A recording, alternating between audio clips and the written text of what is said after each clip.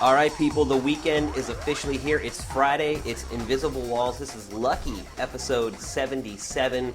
And thank God the games are here. I'm going on about four and a half hours of sleep after playing Uncharted 2 until my eyes bled last night. All the better for it, I might add. We'll be talking about that game in depth on the show today, along with a bunch of other cool stuff. Also want to apologize last week. We did put a little disclaimer in the video talking about the audio. Everybody breathe in your mics right now. That's very sad. It disappointed me that nobody realized our special guest last week was Darth Vader. Yeah, it sounded like there was a gorilla on the team last week. A masturbating gorilla. Well, everyone is back from Tokyo. We're going to talk about TGS, and we do have Johnny here handling audio today. We were kind of doing stuff makeshift last week just to get a show out to you but guys. we have all our tech back this week. We have like our machines and everything, so we're not recording into like a 1975. So instead of a horribly sounded thing, we can make a mediocre tape sounding recorder. Well, the show will still be crap, but at least it'll sound better. Anyway, we do have a good show, lots of stuff today, and Marcus Beer is here as usual. Mellow greetings, childrens. And back from Tokyo Game Show, Ryan Stevens, welcome back, hombre. Hello. And the Quiet Storm, Justin Spear, still looking a little jet lagged. Are you all there today, Justin? I'm fine, I'm just pissed off. Okay, well that should make for a great show. And without further ado, off we go.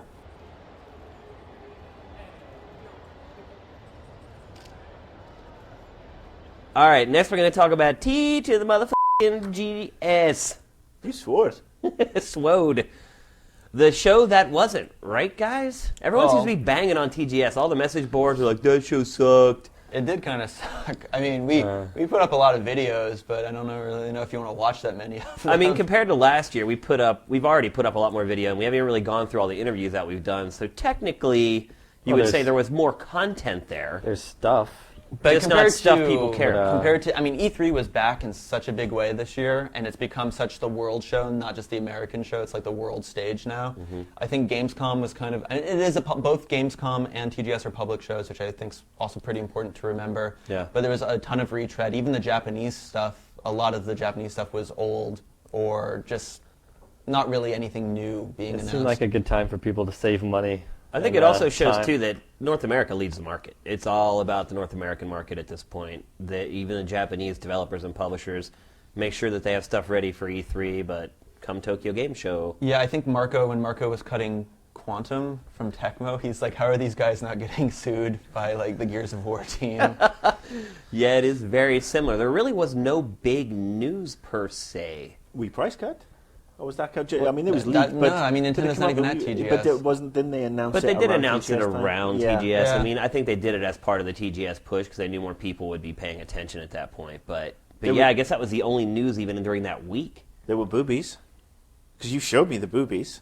What boobies? The hard rain boobies. Remember you showed me the trailer? Oh, the demo behind closed doors of Heavy Rain. Heavy Rain. So That had Christian Slater movie. not full frontal nudity, but it had her chest was bare, and she didn't have like Yeah, but I steroided mean, out like, boobs. Fear Effect had boobs. Lots of games. Oh, that Indigo boobs Prophecy. I mean, I think I gotta respect it though because it wasn't like breast implant boobs. They actually had a woman that looked like a normal woman in the But game. those boobs Some won't normal make it to women the have front huge of the boobs. US. I think they will. Look, God of War has varies boobs from in it. person to person. I don't think they will. I don't. maybe think she'll have a they'll boobs right mastectomy now. as one of the alternative outcomes. I I don't think think she'll probably have the it'll be a little. really She'll have awkward it turn into a scene. bondage chicken of gaffer tape across her nipples. I don't think it's the boobs that's the problem. I think it's the situation, which is basically a guy holding her at gunpoint, telling her to take off her clothes. I think the ESRB might get a little squeamish about the situation, not necessarily that they're naked. Yeah, I mean, nipples. Indigo Prophecy was called Fahrenheit in Europe, and they had extended sex scenes if you got the European Yeah, but that's PC the version. European versions. I think the European versions, So it could we're happen. perfectly happy with nudity. We generally frown on gratuitous violence.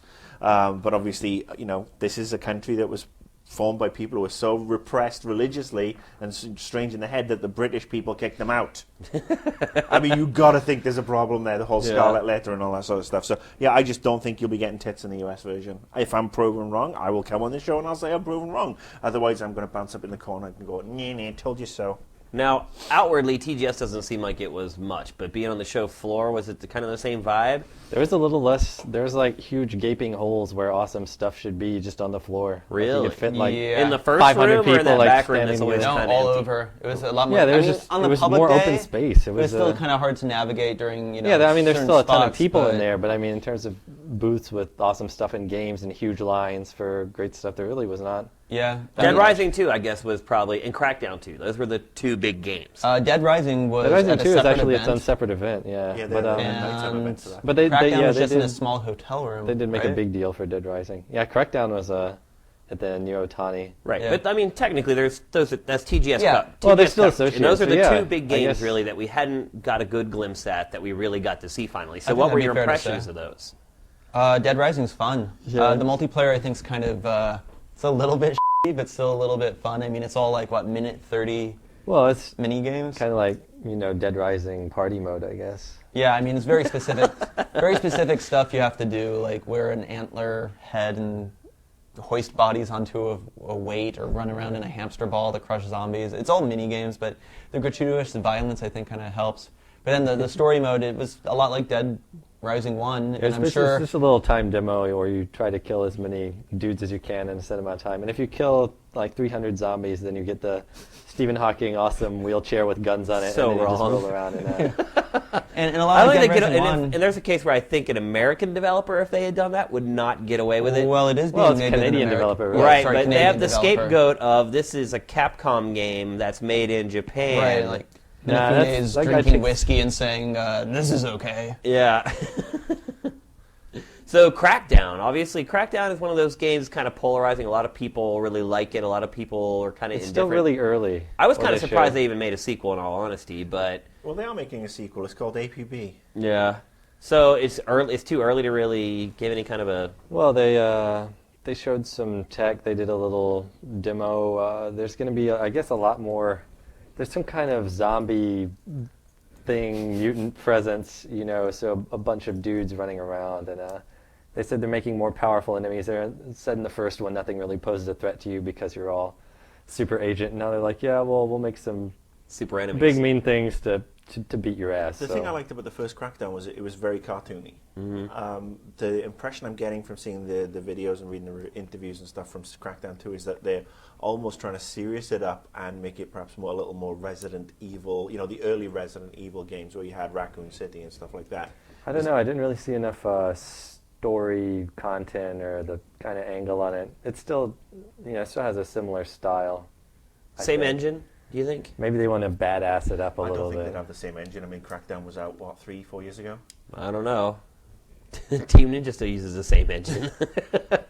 They may have mentioned if we go back and look at that demo. But yeah, they're working on their tech. They still have neat little physics stuff like you can grapple 2 points together with kind of energy, so you can float cars between buildings and then jump on the cars. Or they grabbed a propane tank and stuck it to the ground and then shot the cap off, and then it kind of flew around wildly. So it'll be kind of that sandbox screwing around type experience.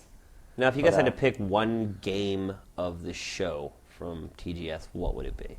What do you mean, like playable or just represented? Your game of the show for Tokyo Game Show. That's kind of sad to have to do. I'd probably say Assassin's Creed 2 just because I'm excited about it. It continues to look good, and they showed a nice little Oh, you got to see chunk some of new demo. stuff, And I'm right? like, huh, neat. What did you get to see? Because video, I don't think, really released from the stuff that they showed. They right? gave us some B-roll. I saw the guy hop on a gondola, and he was all like, Gondoling? pulling the gondola along the city, and I was like, Hunting? this is awesome. No, I was planning Is that really the big marquee thing that they showed? Was it Well, wearing, they were different they were costumes showing and the stuff? mission structure, and it'll be kind of multi-part, and they're using that to kind of make each mission seem a little different. Maybe one mission will have 4 steps, and you have to like take out these archers and then go to this point and do this thing. So in a way, there are parts of it that are less linear, but it still has that kind of open freedom along the way, and you still have a variety of ways that you can choose to tackle each objective. You just have to hit these set points, so they have kind of bigger. Now, did it seem set like the pieces, I Japanese guess. cared about that game at all? Yeah, It was there behind a closed huge doors line. on the Yeah, on huge the line. floor. But Yeah, I mean, so- it was like they must have only had like 2 or 3 set up, so it's kind of hard to gauge. But there was a huge line. That's good. Now, what was attendance like in? I mean, I haven't seen the numbers. The public. How did it feel compared to previous years, just for the on the press days? Press days, it's hard to say because there's open space all over. What about the public day? Public day, it was still hard to get through, but plenty of still people. lots of space. So less too. people than last year, you would venture to guess? Yeah, I mean, there was no traffic driving in, That's which is weird. bizarro. So usually it takes us 2 hours to Yeah. get there from the hotel in the morning. Okay, so Ryan, what was your game of the show for TGS 09? I didn't have that much time on the actual show floor. I was doing a lot of interviews.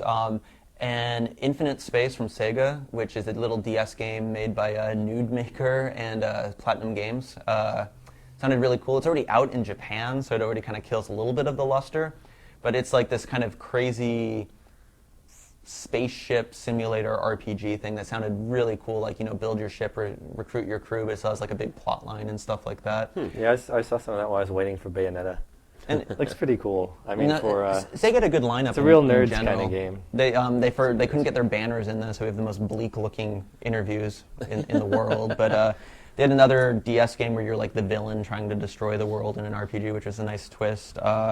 Resonance of Fate, which End of Eternity in Japan. Oh yeah. Still looks good for a JRPG. I mean, my JRPG interest has went way down in the last couple of years, but Resonance of Fate, I think, may jumpstart my WASP heart. And then I got to do a Fumito Ueda interview for The Last Guardian, and he wasn't really allowed to talk about The Last Guardian, but interesting fella. And then at the end, he's like, well, what did you like at the show? And I'm like, wow, he's asking me this question. I think I peed a little.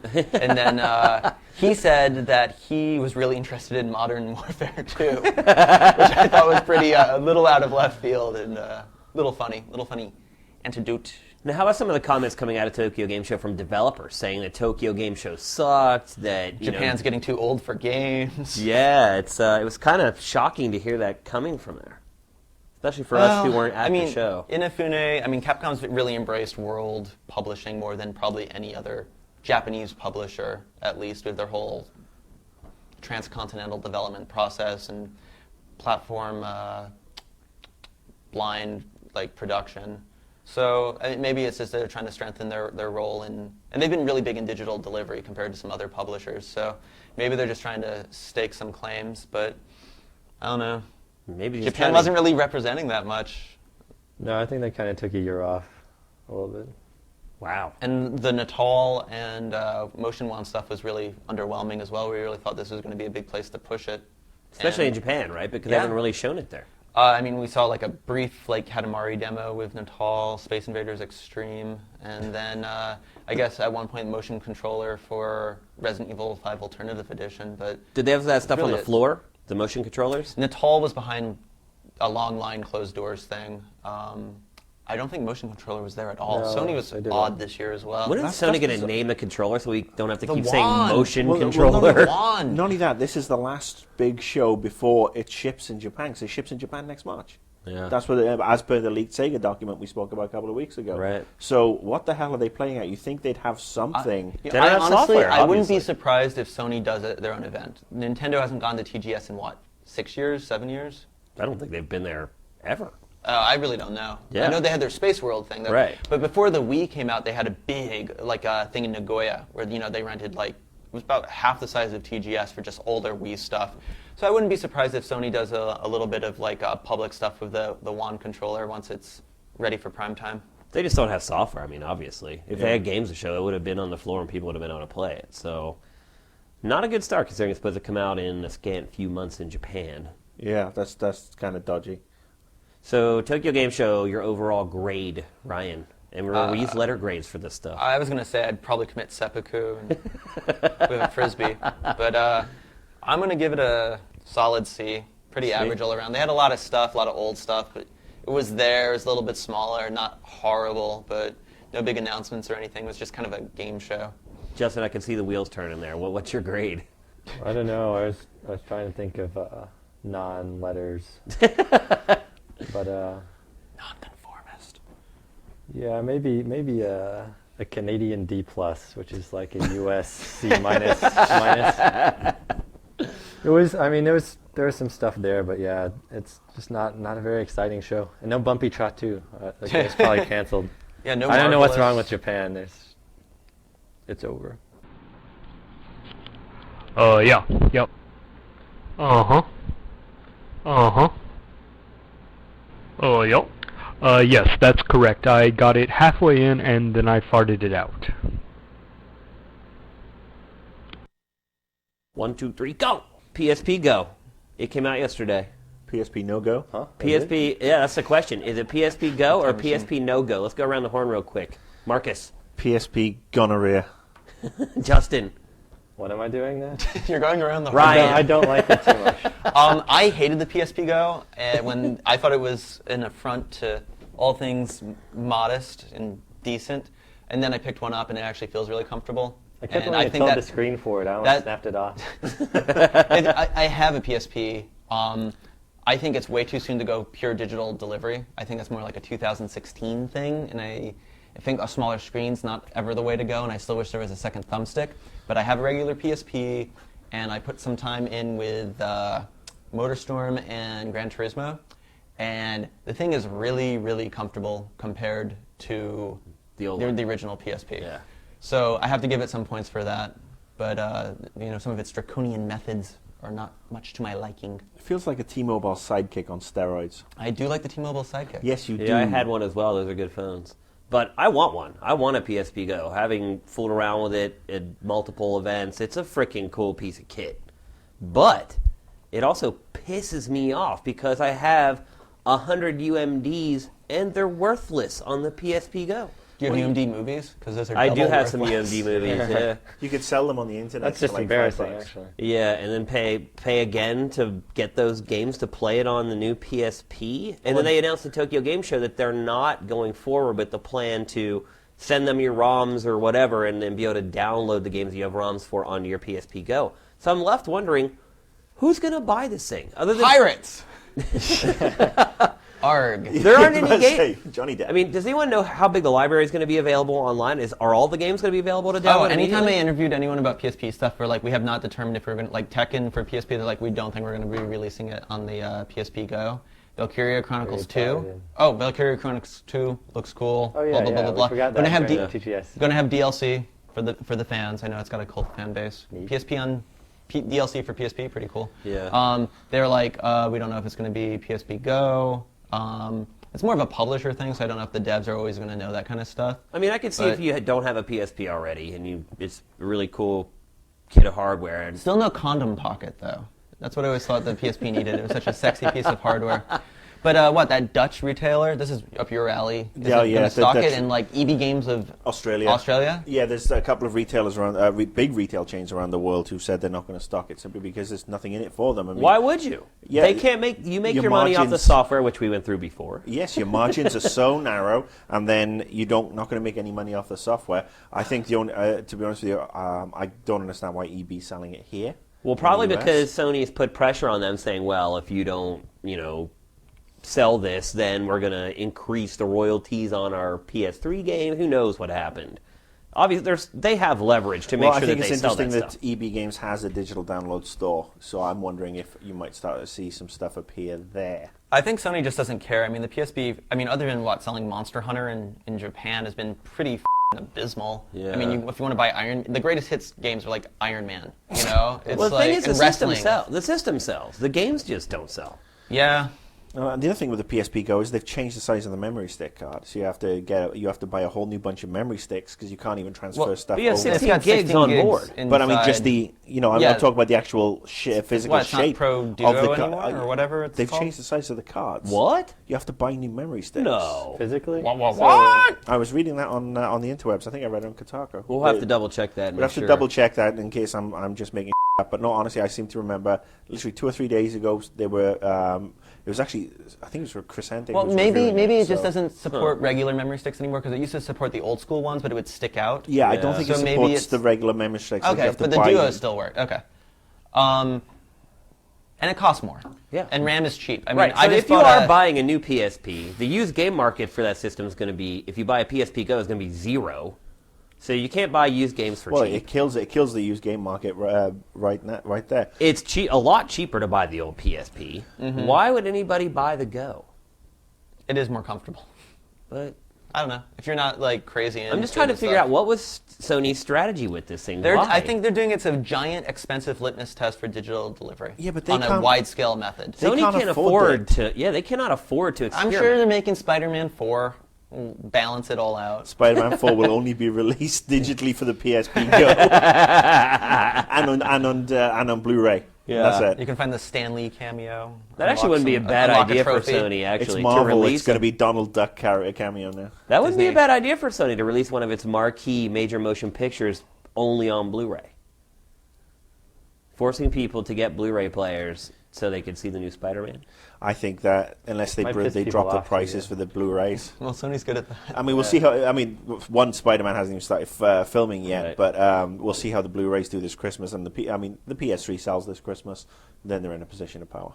Yeah, I mean, you know, I've said on the show before that I bought a DSi, and now that I've had one for several months, I kind of regret buying it. In all honesty, I really haven't. I don't use the camera. Have you done the animation stuff?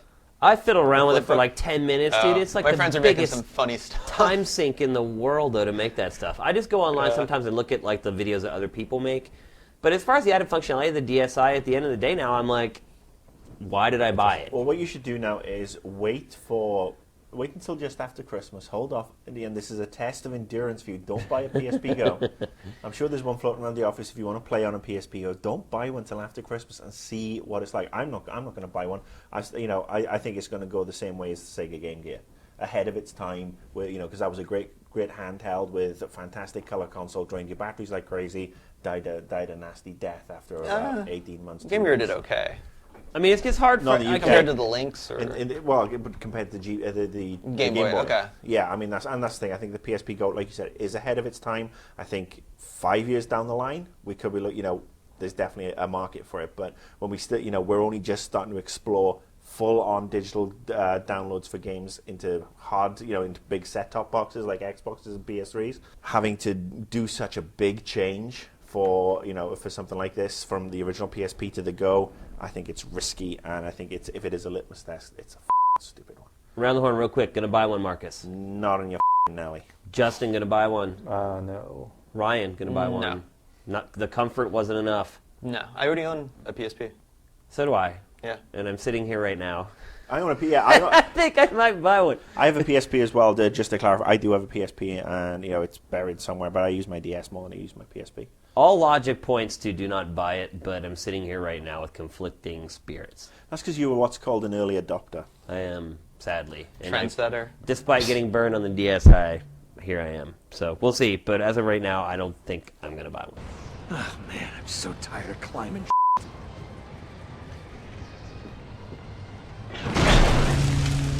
That's not a good sign.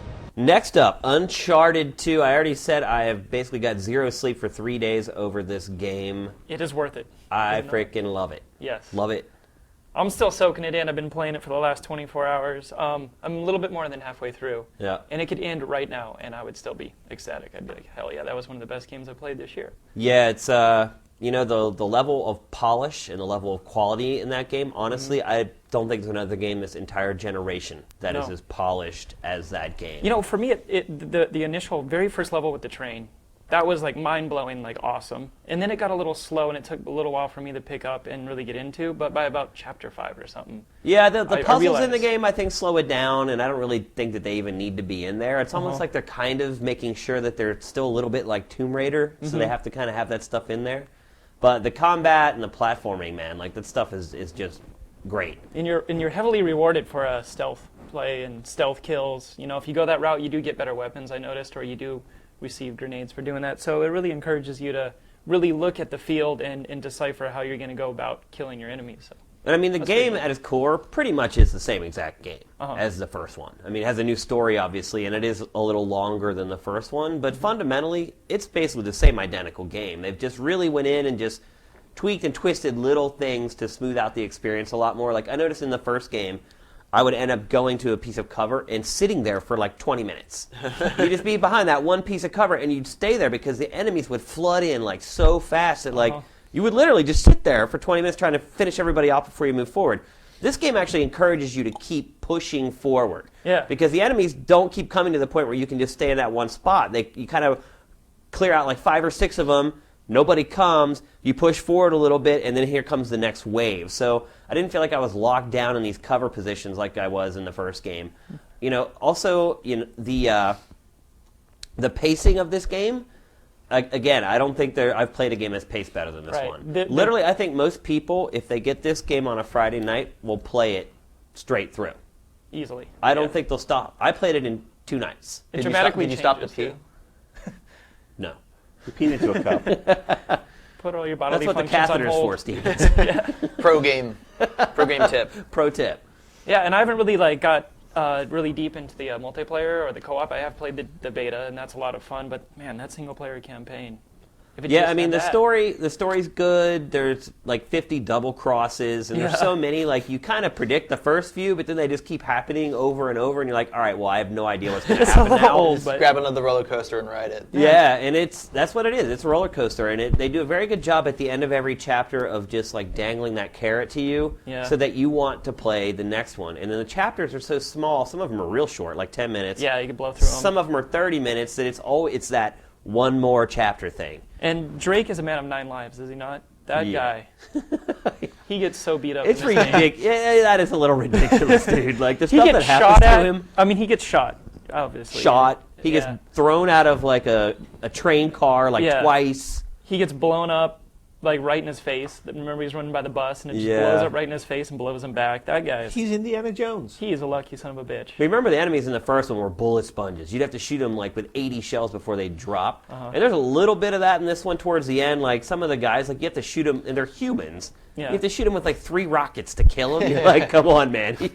He should be a big pile of jibs right now. Yeah. So I have to ask you, what's your opinion of the Drake character now, as opposed to when we talked about characters? I think it was over earlier in the year, and you were saying that Drake is a little bit boring. I said he was generic. Generic. That's right. Generic. I still think he's generic, but one thing I loved about the story in this game is that they sort of bring in a lot of sort of moral. I don't want to spoil the story. Dilemmas? Yeah, there are moral dilemmas, conundrums that he has to sort of. And it's not even that he addresses them. As the player, you look at the situation because he does a lot of nice things for people throughout the game, but in the back of your mind, you're always thinking, but all he wants is money. Like, he's doing all this to get a jewel that's worth millions and millions of dollars, and he does all this kind stuff for people, but always in the back of your mind, you're like, he has his eye on the prize. Like, Yeah. ultimately, He's got the eye of the tiger. no, he does not go for the eye of the tiger. So it adds depth to his character, I guess, is that he doesn't address it himself, but as the player, you sort of feel the depth of the character and start looking into him a little more deeply. What's the level of his running commentary? Because I always thought that was pretty cool, how he's always doing quips and It's stuff. freaking amazing, Yeah. man. Like, But the it's- banter between him and the 2 lead ladies in this game, like, it's so natural. It's the same stuff that, like, I would have said to my girlfriends throughout the Right? years. Like, it's not Yes, I would forced. say them to my girlfriends as well. And ironically enough, I've been saying them to both your girlfriends over the years. Up she goes. Oh, I think you're liking this a bit too much. But it's like they have little inside You jokes. could get arrested for that. Yeah, It actually serves 2 purposes. It's funny, but it also gives you backstory on their history together. The writing's amazing. But Like, it's not as annoying as like the Prince of Persia from last year. no, because no. the jokes are good and natural. It's not like But it's constant. It's a constant stream of him. oh yeah. And I'll like, give you an what's example happening. of what I saw. I was playing as Drake, obviously, and then Chloe was going up the ladder, and he was looking at her, checking her ass out while she was climbing up there, and he's like, "Oh, it's a shame that you have to sit on something so pretty." yeah. Like, there's just. And then I jumped into a swimming pool, and I was like, and Drake was swimming around. He's like, "Marco." And Like she the goes whole polo. Marco Polo. Oh, Yeah. And then I was there's thinking another of Ed- scene where he jumps in a pool of water, and he tries to convince the girl to jump in the water, and she's like, "You just want to see me in a wet T-shirt." Like, it's just this little stuff that goes on, and it's Yeah. all like location specific, which is so cool. Like they've just So it doesn't repeat. No. Like, Good. they have put so much TLC into this game. As someone who has to play all these games year in and year out, I just appreciate so much So- what Naughty Dog did with this game. Are you going to replay it single player? I think I would replay this But game. for you is a rarity. Ever. Like, I haven't replayed a game Did you in replay years. Halo 3? Yeah, I did replay That's probably Halo the last 3. one, right? Yeah, that was it. So, high marks. I mean, if I had to ding it for anything, like, I still think, like, the running controls are sluggish. And Yeah. if you really need precision, like, a lot of times there's a ladder, and there's a ledge next to the ladder, and you're just trying to get him to go up the ladder, and he'll do these weird turns and like fall off the ledge. Well, Yeah. But I mean, that really is really just nitpicking. Brooks did show me this one part where he was basically sniffing some guy's butt, and the guy was still like, "Where are you?" Yeah. Where Yeah, are the you?" Stealth AI thing. is pretty stupid. I'm not a fan of the stealth sections of the game either. I just feel like it slows it down, and it doesn't do it very well because of the AI. And I feel like they could have cut that out and just thrown in some more action. Luckily, yeah. But I just think people are going to love this game. They're going to get it. They're not going to want to stop playing. That probably is the one drawback. You're going to spend the $60. It's going to be done in a day.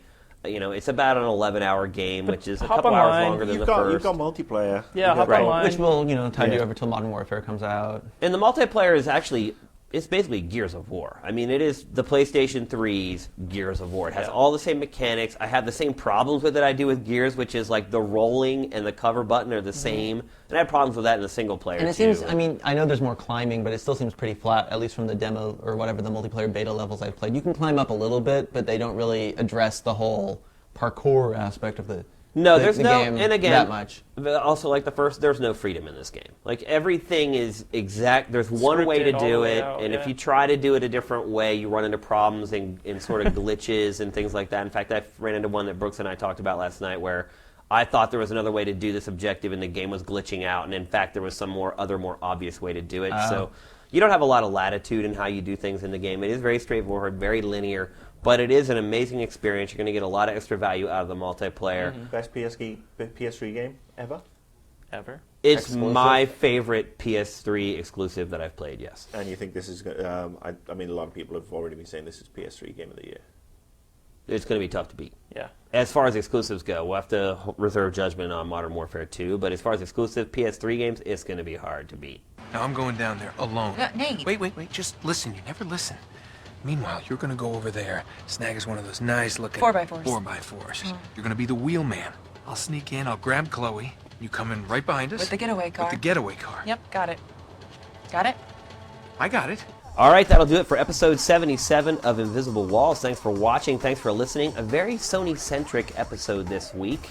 Lots of big stuff going on in Sony land right now. So just want to make sure we get that out to you guys. This week on Game Trailers TV on Spike TV, a Modern Warfare 2 episode, brand new footage, tons of exclusives. We haven't pimped the show for a while. This is definitely one you want to check out. Undoubtedly the biggest game of the year, and we are going inside Infinity War, getting exclusive access with those guys and tons of new footage. So make sure you check that out. Check us out on Facebook. Check us out on Twitter. We love you guys. Thanks for watching. Thanks for listening. Invisible Walls is out.